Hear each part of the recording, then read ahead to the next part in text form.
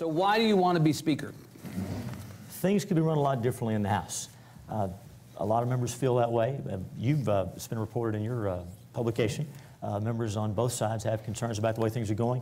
And that's part of why I put out my letter to members even last week, talking about how we could open up the process, decentralize power. Those are the issues I've been talking about with members and listening to members about during the campaign. So it's an administrative rationale rather than a substantive rationale. In other words, it's process that's motivated you to vote, to run for Speaker, and not any substantive issues that you think would be different under a Speaker Hughes. Well, the process drives the substantive issues, wouldn't you say? If there are bills that have strong support among the membership, be they from the left or the right, those bills should make it through the process and have their day and see the light of day. And so the two are pretty lined up. I think if the process is done right and the members have the power they need to have, we're going to see the substantive issues brought forth. And so there's frustration, I think, among members and among folks back home about some of the substantive issues that aren't making it through the process. So I'm talking about process, but obviously that affects the substance as well. Name a substantive issue that you believe there's frustration back home about, and let me maybe ask the question a second way before you answer it. Tell me something that in the 82nd session would have gone differently, an issue that would have gone differently under Speaker Hughes rather than Speaker Straus.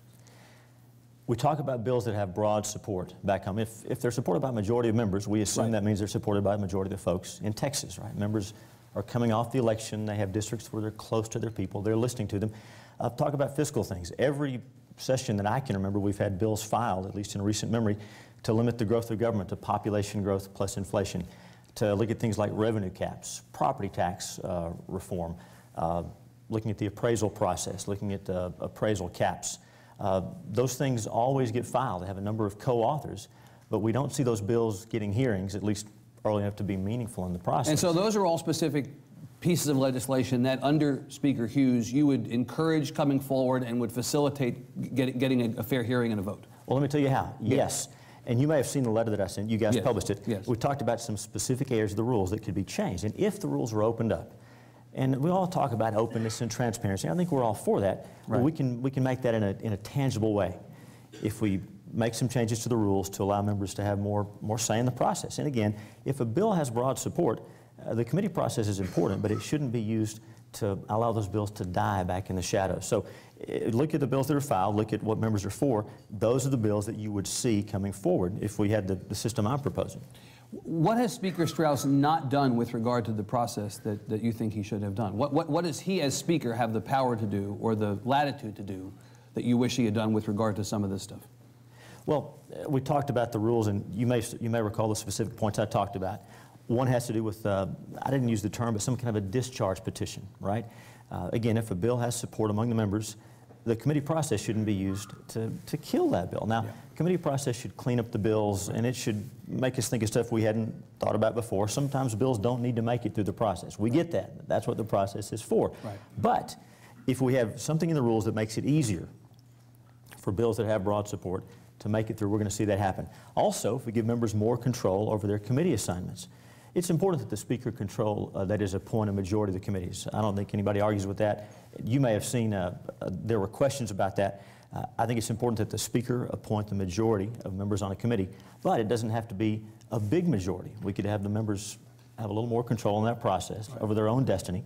If we do that, I think it's going to affect the bills that come forward, whether I like those bills or not. I'm talking about what the members want. There are some people who believe giving members more control over things like committee assignments is a bit like the inmates running the asylum. You don't think that leadership would be better placed in the hands of someone to mediate that? I mean, you have 150 people. All of them see themselves as statesmen.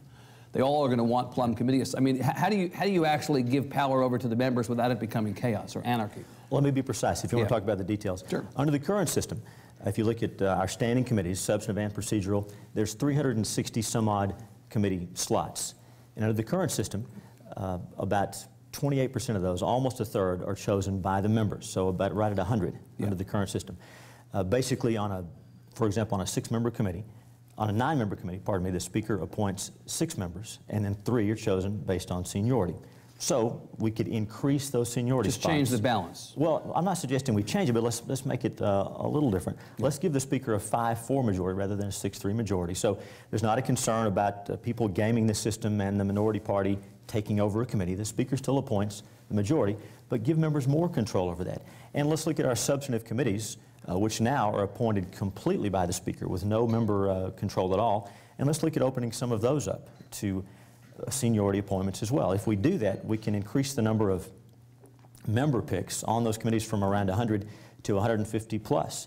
The Speaker still is appointing over 50%, about 55%, if my numbers are correct, of the committees. He's still got leadership, still can set the agenda, but it takes a little bit of that power away. And Evan, you know how it goes, whether we're talking about government or any organization.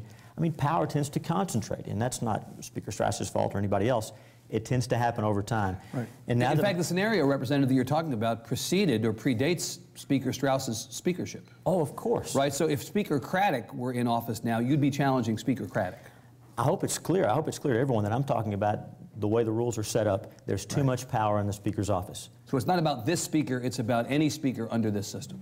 I think the system will be a lot better no matter who the Speaker is. We shouldn't give too much power to anyone. I mean, you know our system. You know this. I mean, that's why we have 3 branches of government. That's why we have 2 houses. Our founders and as Americans, we've consistently believed in diffusing power and spreading it out and dividing it up, not putting too much in one place. You know what I'm talking about. What about the question of chairmanships? You know, a lot of controversy comes up every couple of years about, well, who are you going to appoint as chairs? There are many key committees that if you appoint this person, the outcome is likely to be this. If you appoint that person, the likely outcome is that. Over on the Senate side, we just saw with Senator Zaffarini not being reappointed as chair of Senate Higher Education in favor of a Republican chair, much discussion of what the proper balance is between Republicans and Democrats. There were some people who wanted Governor Dewhurst to just appoint only Republican chairs. Speaker Straus has committed to me publicly and in front of an audience that he intends to appoint Democratic chairs this time. Would Speaker Hughes appoint only Republican chairs, or would you give some chairs to Democrats? We have a tradition in the House, at least in modern history, of appointing committee chairmanships based on the partisan makeup of the House. Right. That's a good practice. I would continue that. Do you believe Speaker Straus has done well in that effect? Well, I think as far as dividing up along the makeup of the House, that's important. And Speaker Craddock did that, Speaker Straus did. I understand speakers before Speaker Craddock did that. I wasn't here before him, but I think that's been a practice, at least in modern history. Yeah. As far as committee chairmanships and committee appointments go, we have a very talented group of folks in the legislature. And we look at people's abilities, look at their experience, and put people where they're in their highest and best use. I don't believe the committee process or chairmanships should be a way to punish enemies or reward friends. We should put the most qualified folks in place. Speaker Straus do that last session? It's hard to look at people's motives, but if you talk to members about that, there's a perception that happened. There may be a perception that that's common practice. And Evan, may I say it shouldn't be. Yeah. Many of these things we accept, that's politics, that's business as usual. It doesn't have to be that way. We all talk about transparency and openness. Let's let the sun shine. Let's open these things up. Mr. Hughes, you say that other people say that Speaker Straus may have used committee chairmanship appointments for... I'm not concerned with what they think. I want to know what you think. Do you personally believe that Speaker Straus punished people with the committee chairmanship appointment process or the committee assignment process? Can you cite specific instances where you believe that was the case?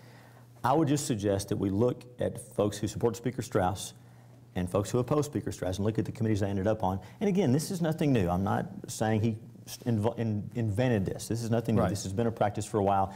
I think it should be less so. I think we should be more concerned about... So he should appoint his enemies to be the chair of... No, I think it should be less of a factor. I think we should look at people's abilities and their experience and put them in the best place.